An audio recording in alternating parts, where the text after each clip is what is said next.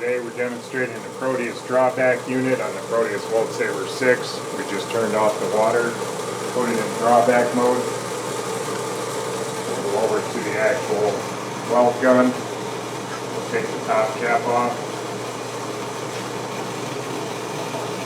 Just a couple of drops of water.